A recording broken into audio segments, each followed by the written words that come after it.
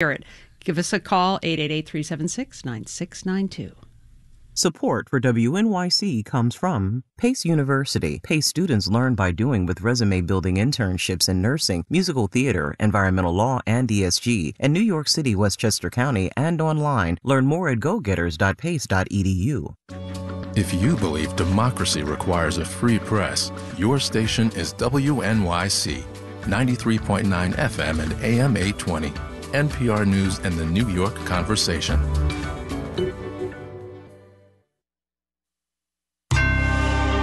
Marketplace is supported by Odoo, focused on providing all-in-one open-source business management software with fully integrated applications for every business need. More at odoo.com. Hey, if you don't like this economy, you ought to check out all the others. From American Public Media, this is Marketplace.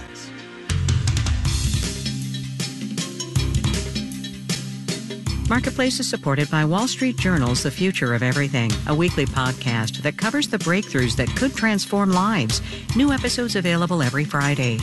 And by Microsoft Visio, helping users create powerful visuals to bring their best ideas to life with ready-to-use templates and thousands of customizable shapes. Microsoft.com/Visio.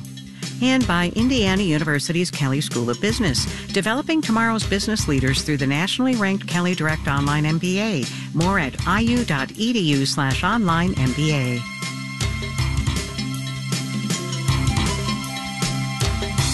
In Los Angeles, I'm Kai Rizal. It is Wednesday today, the 28th of February. Good as always to have you along, everybody. With the understanding that any given national economy is complicated, we begin today with a deceptively simple question about the big picture economic news of the day. Why? The Bureau of Economic Analysis updated its figures on economic growth in this country this morning. Gross domestic product grew at 3.2%, annualized, of course, in the fourth quarter of last year. That is down just a hair from the first pass we got, which was 3.3%. But the relevant point here is this. This economy has been growing at a very healthy clip for a solid year and a half now. And when you poke your head up and look around at the rest of the world, that is real good. So, again, why? Marketplace's Sabri Benishore has that and what might be coming around the economic bend. Canada, the UK, Germany, they raised interest rates to fight inflation just like we did. And you know what happened to their economies? Not good things. They've all faltered to the point where growth at the moment is running close to zero. Paul Ashworth is chief U.S. economist at Capital Economics. More than faltered, those economies actually shrank at times last year because high and rising interest rates are a back-breaking burden, economically speaking. And yet, the U.S. has grown for 6 quarters in a row. It's almost incredible that the U.S. economy has taken that in its stride. So why did things turn out so differently here? Part of that is the fact that the disinflation process has been more rapid than anticipated. Lydia Boussour is senior economist at EY. We got inflation down pretty fast. And that has allowed for some recovery in real disposable income. And so we consumers were able to spend more. Also helping us spend more, all that stimulus. Lauren Seidel-Baker is an economist with ITR Economics. We got a little extra boost in our consumer from all of that pandemic-era stimulus. We're still feeling the echoes of that. Also helping, the U.S. has raked in a ton of investment from abroad, and government spending has helped too, says Matthew Luzetti, chief U.S. economist at Deutsche Bank. The government sector added around 0.75 percentage point to growth on average per quarter, which is a big additional boost to the economy. But on top of all that, higher interest rates just don't sting as many people in the U.S. because of a peculiarity in how we do mortgages in this country. They are long. They last for 30 years. Households are able to lock in 30-year fixed-rate mortgages at historically low rates. So homeowners aren't hit over the head as often when interest rates go up, and they still have money to spend out in the rest of the economy. In Canada, mortgages are often reset after just 5 years, so more people are exposed when rates suddenly rise. But if the U.S. has been such an outlier for all these reasons, is it going to stay that way? I do see GDP growth coming back down to earth. Again, Lauren Seidel-Baker with ITR. Growth will slow down, she and many other economists predict, but we should still be in good shape through the rest of the year. Knock on wood. In New York, I'm Sabri Benishore for Marketplace. Wall Street today, traders really liked that GDP report until they didn't. We'll have the details when we do the numbers.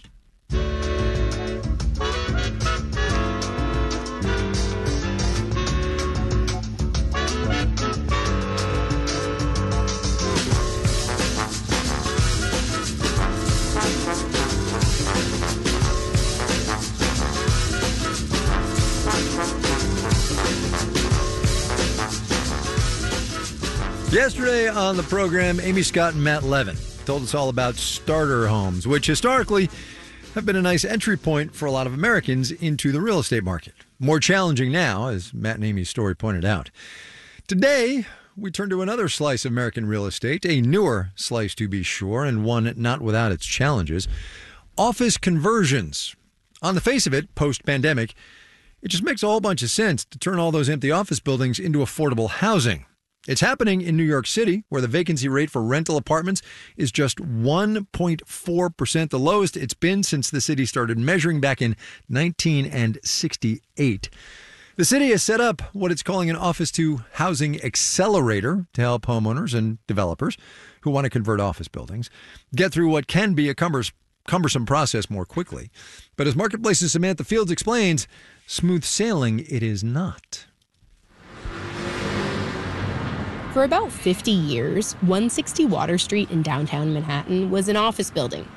And from the outside, it still looks like one, a 30-story glass box.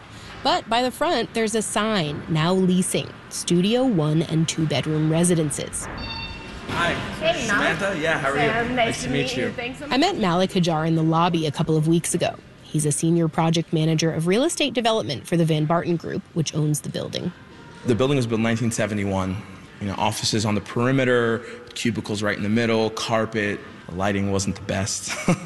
And so it definitely had an old office vibe. It definitely needed to be revamped. We're going to take the elevator up here. Instead of revamping the offices, the Van Barton Group focused on a different market opportunity, housing. It spent the last 2 years converting this whole building into 588 high-end apartments. Right now we are in construction mode. You can see we have our appliances that are in the unit waiting to be installed. This is one of just 4 former office buildings in New York currently being converted into apartments. There are a number of challenges that explain why it really hasn't happened so far. Arpit Gupta is at the NYU Stern School of Business. That includes the physical challenges of how to literally transform the space from one use to the other. It includes the cost both of buying a building and doing major renovations. And then finally, there are regulatory hurdles, which mean the rules may not be in place to allow such a conversion to take place. In New York today, only older office buildings in Midtown and Lower Manhattan are even eligible to be converted.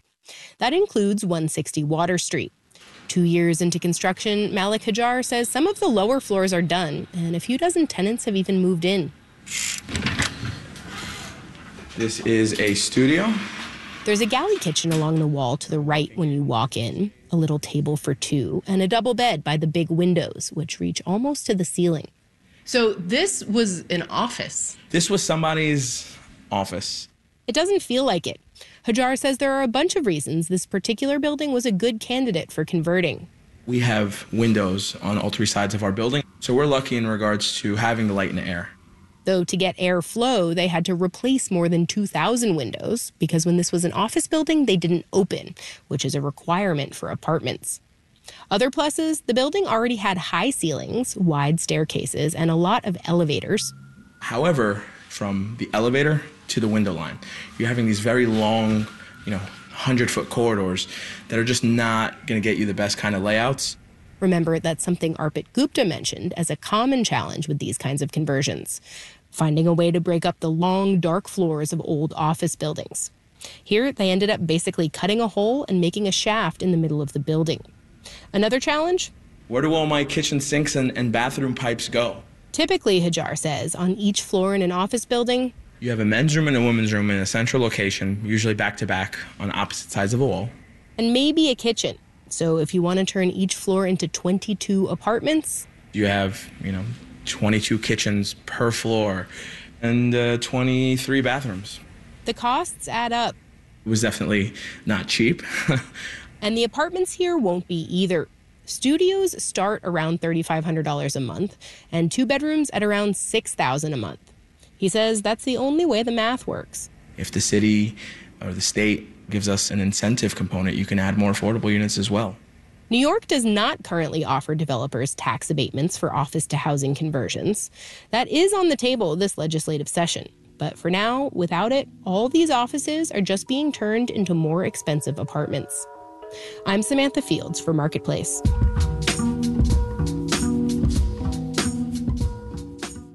Let's do the numbers. Dow Industrial's off 23 points today, about a 10%, 38,949. The NASDAQ gave back 87 points, half of 1%, finished at 15,947. The S&P 500 dwindled 8 points, 0.2%, 5,069 there. Paramount Global sank 1 7/10% today for reasons you shall soon hear about. Netflix off 9/10%, Comcast down 0.3%. Walt Disney Company added 1 3/10% today. The online travel platform Expedia is cutting nearly 9% of its workforce. That amounts to about 1,500 jobs. Expedia shares traveled down about 0.5% today. Bond prices went up. When that happens, the yield goes down. The yield on the 10-year T-note fell to 4.26%. You're listening to Marketplace. Marketplace is supported by JLL, focusing on uncovering insights to identify strategic locations for where to break new ground in commercial real estate. JLL.com. See a brighter way. And by the Peter G. Peterson Foundation, a nonpartisan organization dedicated to raising awareness and accelerating action on America's fiscal challenges to build a brighter economic future for the next generation. Learn more at pgpf.org. And by Raymond James, tailored wealth management, banking, and capital markets solutions for clients' unique needs. Disclosures at raymondjames.com.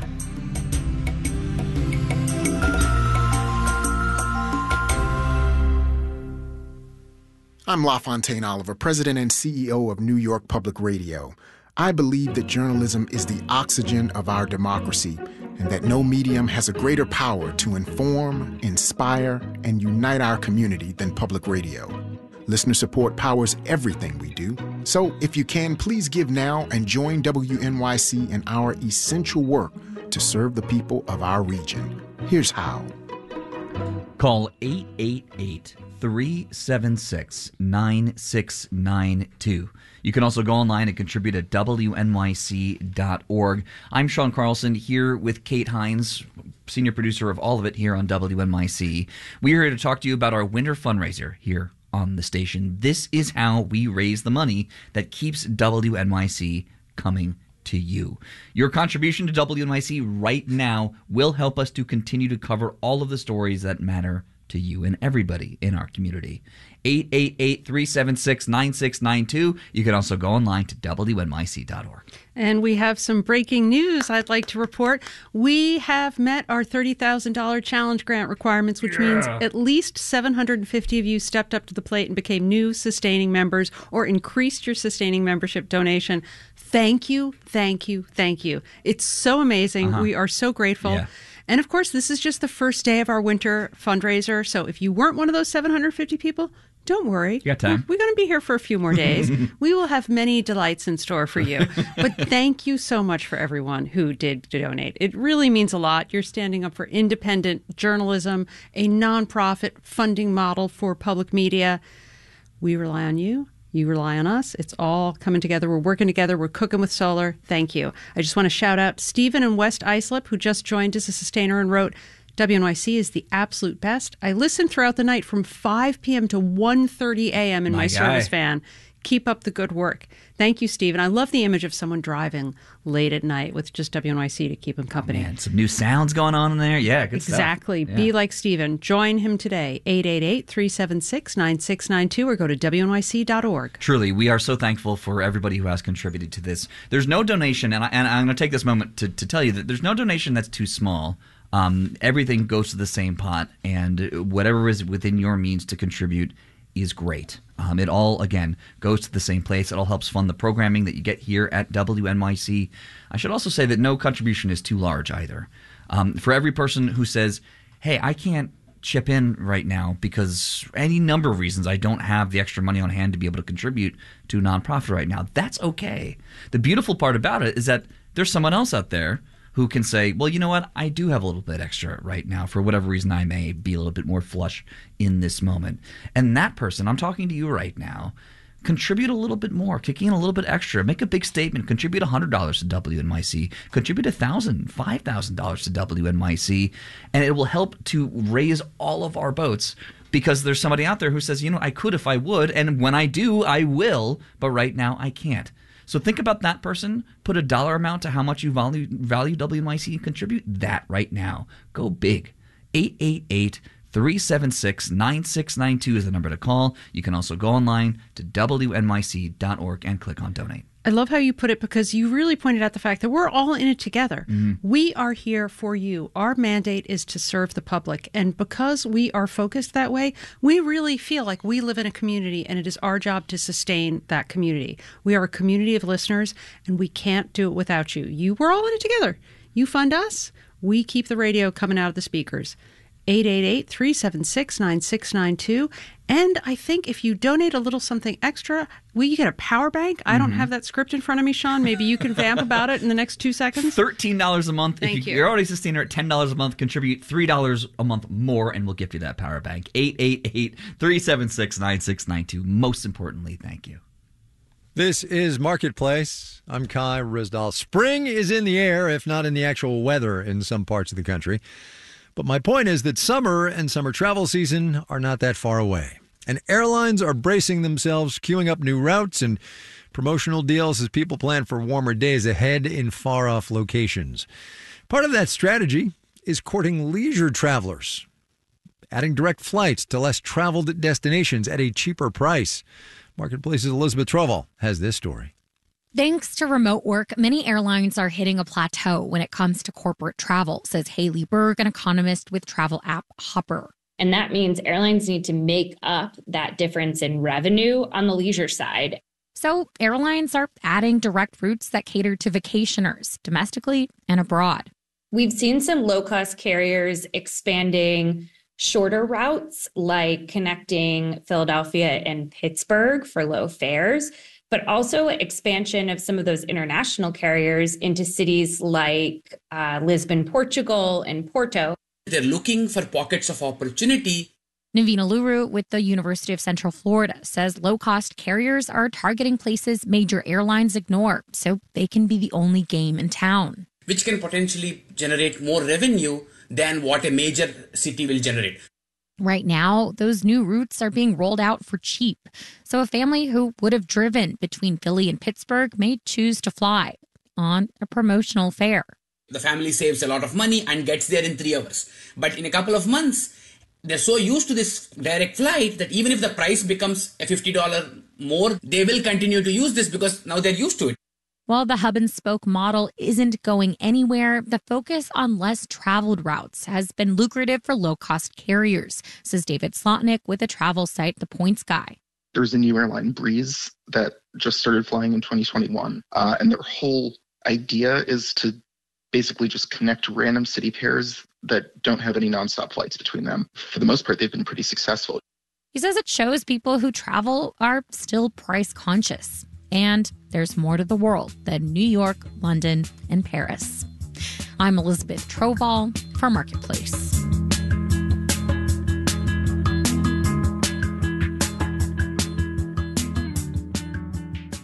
There is not a thing that shows up on a movie screen that somebody in the production process hasn't put a ton of thought into. Set design, costumes, hair and makeup, lighting and sound, everything, including cars. By the time a car or a truck appears in a film, there have been layers and layers of production happening to get it ready for camera. Makeup for a vehicle, if you will. Producers might need NYPD cruisers for a crime show set in New York, or maybe there's a scene set in the 1980s that calls for a vintage beat-up station wagon.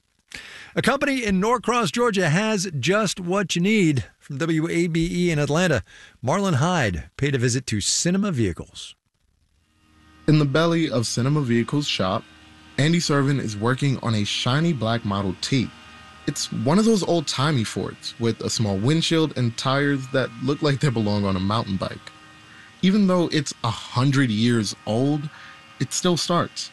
Servin flicks a few switches behind the steering wheel. Servin is a mechanic here. He's the kind of guy who is more comfortable with his head under the hood of a vehicle rather than in front of a microphone. Servin is no stranger to this business. Back when I was a kid, watching my dad create Eleanor kind of gave me the path to get into loving classics and loving anything. Eleanor is a classic Mustang from the 2000 film Gone in 60 Seconds. Cinema Vehicles built it for the remake of the movie starring Nicolas Cage. Where's Eleanor? Servin says his specialty is older cars.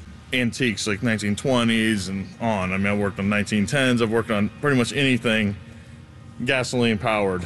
Servin is part of a team of 7 that creates the vehicles here in Georgia. There's also a Hollywood facility.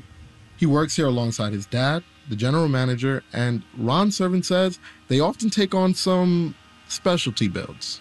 We've done everything, including building spaceships. So it's there's really no limit. I mean, if it's going to be on the screen and they can dream it up, we'll figure out how to build it. Part of the shop is an enormous warehouse that stores vehicles grouped by decade. Ron Servin says the right vehicle can make or break a scene. There might be 15 cars from 1920s running around a block to make it look like a street scene, so they've all got to run and drive and, do what they do. It can cost up to $100,000 to build up a single vehicle. When Hollywood production stopped because of the strikes, work here also slowed down. Now, with productions back in swing, it seems like every movie needs a car. Chaos, absolute chaos. Tina Wall does a little bit of everything for the shop, and she says she likes the chaos. We do have more stuff coming in, so it's been a change of pace, a change of dynamic, and I've thoroughly enjoyed it. Her job is like costuming for cars and trucks. Imagine the typical movie scene where a car gets shot up and then explodes on a remote stretch of highway. Before that, Wall might remove the gas line, strip the car of all flammable material, and drain all the fluid. And because directors often need multiple takes, Wall might prep the same vehicle over and over. Take one car that appeared in a crime scene chase. It left, it came back with bullet holes, and they're like, now we need to cover this up and repaint it, and it's going back out, and it's going to get blown up tonight. Work at Cinema Vehicles can be high-paced and stressful, but Andy Servin says the job has its perks. It can be fun, especially when we're stunt prepping cars and I go out and cut donuts and make sure that they're doing that and slide brakes, so a little bit of drifting. We have some fun. He says it's also fun to see his work on the big screen when his cars get their 15 minutes of fame or a cliche ride-off into the sunset. In Atlanta, I'm Marlon Hyde for Marketplace.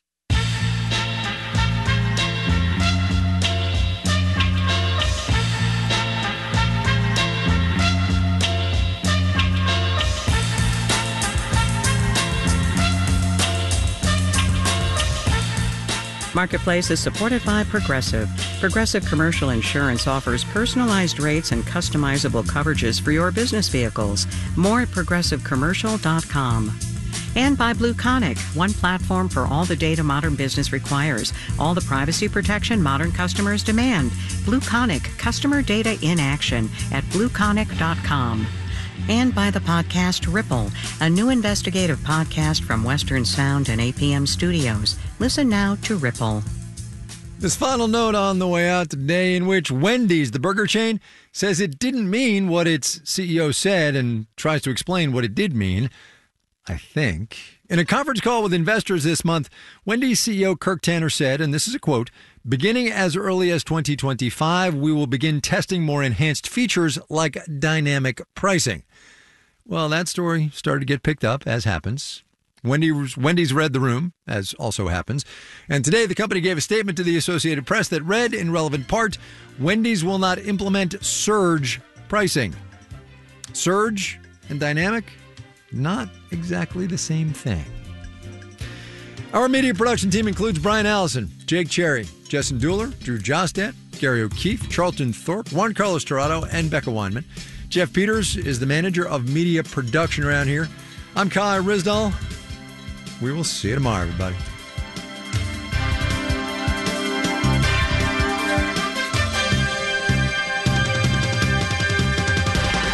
This is APM.